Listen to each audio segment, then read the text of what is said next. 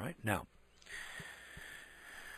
in the modern era of silver production, annual mine production now amounts to 600 million ounces. Let me just take that 600 million here, 600, 1, 2, 3, 4, 5, 6, and divide that by 32,000. It's 18,750 tons per year, compared to 2,500 tons of gold. Now, annual production is almost certain to decline this year, and one of the unique aspects of gold as a commodity is that almost no gold is consumed. For example, it's not used up in any of the applications that we have for gold, either now or throughout past history. As a result, if a concerted effort were made, almost all of the gold that's ever been mined from day one could be collected and melted down into bullion. Now, there's been some losses. No doubt some people have hidden some gold someplace and then forgot where it was, and it's been lost. And some of it's been used in commercial applications and then not recovered. But as a general rule, you'll find that most of the gold is out there. Now, this is not the case with silver. Silver is not simply a much more versatile metal than gold. It is the single most versatile of all metals. And in recent years, there have been more new patents issued for products containing or using silver than for any other metal. Because of this amazing versatility, most of the so-called market experts, especially here in North America, have branded silver as an industrial metal, similar to copper or steel. In a follow-up commentary in polyester and sportswear, the popularity of this material is soaring because silver's antibacterial properties dramatically reduce bacteria buildup on the skin, which dramatically reduces odor, since it is bacteria which actually create the odor when we sweat. Now, there's another aspect of silver which separates it from virtually all other commodities. In most of these countless industrial applications of silver, silver is used in trace amounts too small to be recovered. Referring to the previous example, 1,200 tons of silver each year are used in the clothing industry, 1,200 tons per year, to fabricate 20 million tons of polyester sportswear. Now, there are two huge important economic implications to be drawn from this fact. And one of these is that silver is being consumed. So if you took that 1,200 tons of silver that's being consumed in the manufacture of clothing, and you extrapolated that into the known amount of silver that's on hand in the various warehouses around the world, which is about a 1-year supply, 600 million ounces, 18,750 tons, that would be a 16-year supply.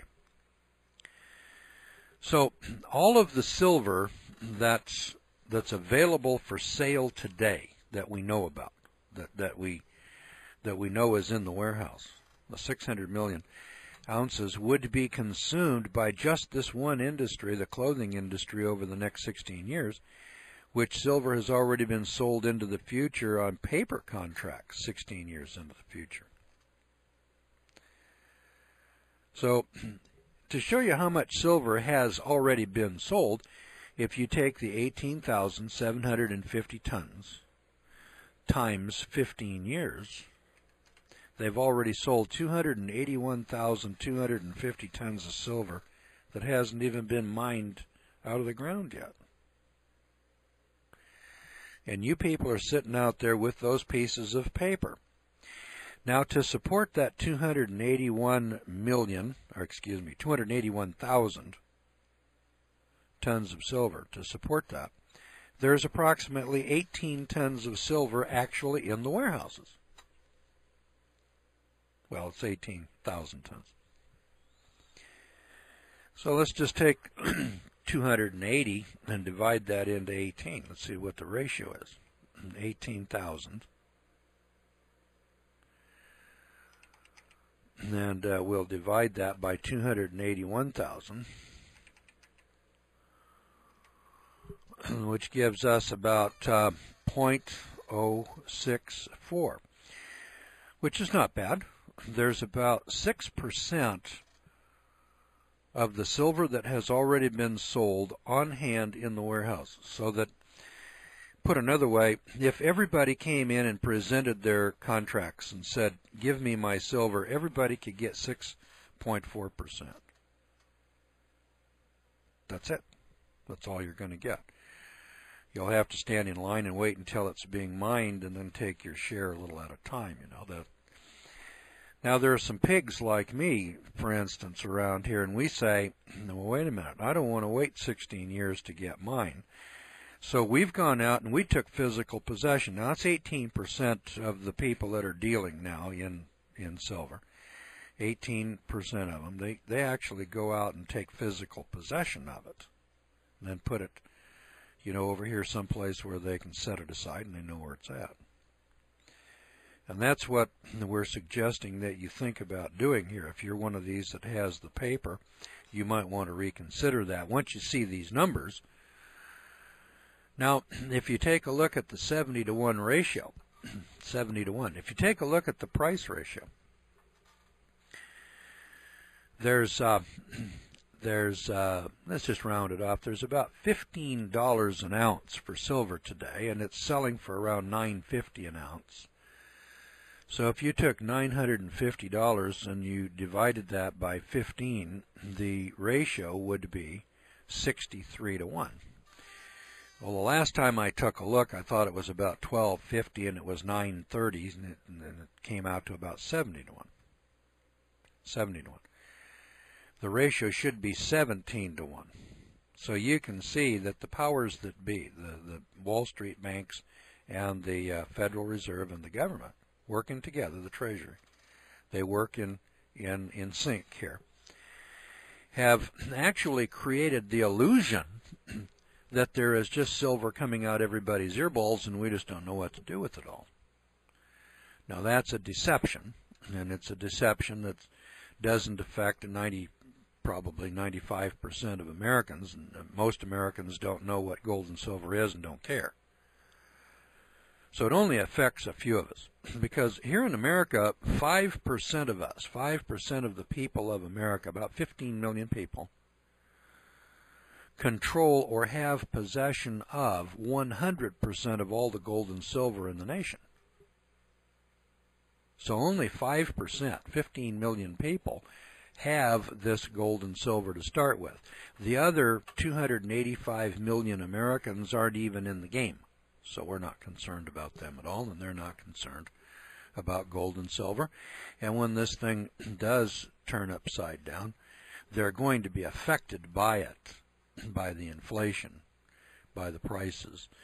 But it isn't directly affecting them. They don't have any money involved in it. Their money is in their 401ks. It's in their savings accounts. And Americans are now saving at a higher rate than they have for 20 years. So saw the numbers the other day. It's about 7%. Americans are taking their paychecks and saving 7% of it. And in what form are they saving it? Paper. At the very same time, the government is out here printing paper just as fast as they can to dilute the value of what paper they've got.